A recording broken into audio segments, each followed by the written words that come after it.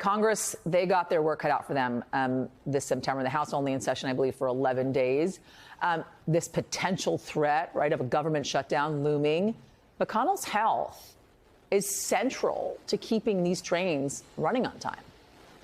Yeah, there's no doubt about that, Yasmin, especially when you consider that McConnell's one of the key negotiators, is one of the four leaders of both the House and Senate, and someone who right before he experienced that staring spell in Kentucky had made it clear that he saw the budget process much differently than his Republican counterparts in the House of Representatives, specifically the Speaker of the House, Kevin McCarthy. So there is a lot of concern as to what it means for the future of these negotiations in the short term, and then the long-term prospects of leadership in the United States Senate. You know, when you look at the average age of the United States Senate right now, you can see that the vast majority of these senators are over the age of 60, and there is a good number of these senators that are actually over the age of 70, and McConnell falls within that group. So McConnell is scheduled to have lunch with his fellow Republican members of the Senate. That's actually happening right now. Perhaps he gives them a bit more insight into his health situation than he's given us in the press, but there is no doubt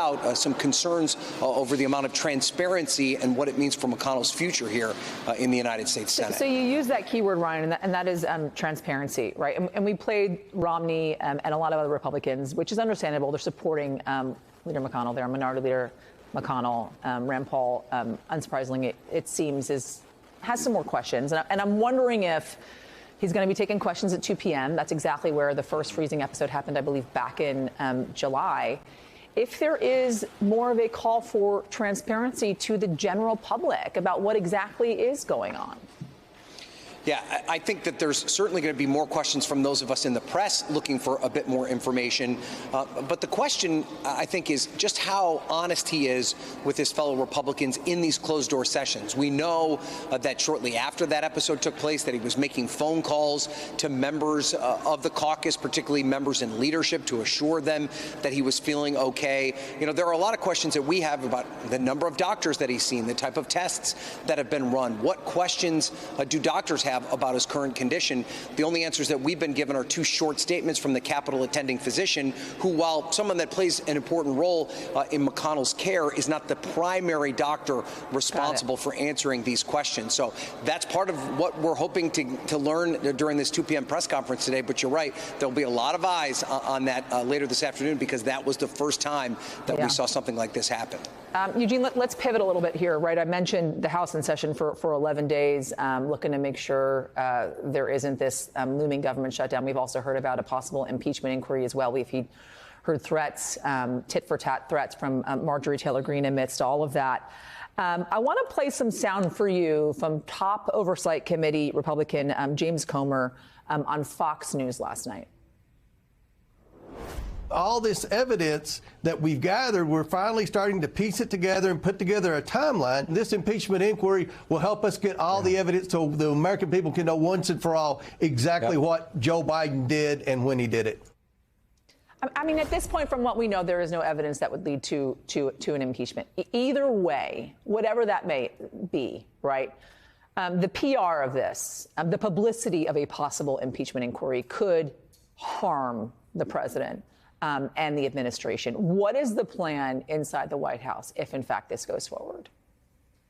Yeah, I think at this point, they have been kind of preparing for this for a while, even before the midterms shook out and we actually saw people actually voting. They started gathering a team, getting people that are watching. They're paying a lot of attention to the communications during times of impeachment, right? You look at the Bill Clinton time, talking with people who were there trying to understand how it changes a White House and how it changes and kind of puts the brakes on what folks are trying to do.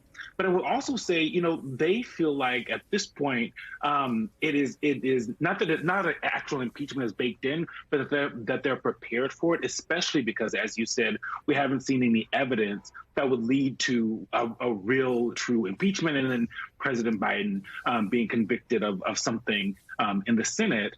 And I will say, you know, I think they took a deep breath when Kevin McCarthy recently said that he would have to do a vote on the floor for an impeachment inquiry, and they know and they feel strongly, the numbers bear out this, that there aren't the votes for that at this point, right?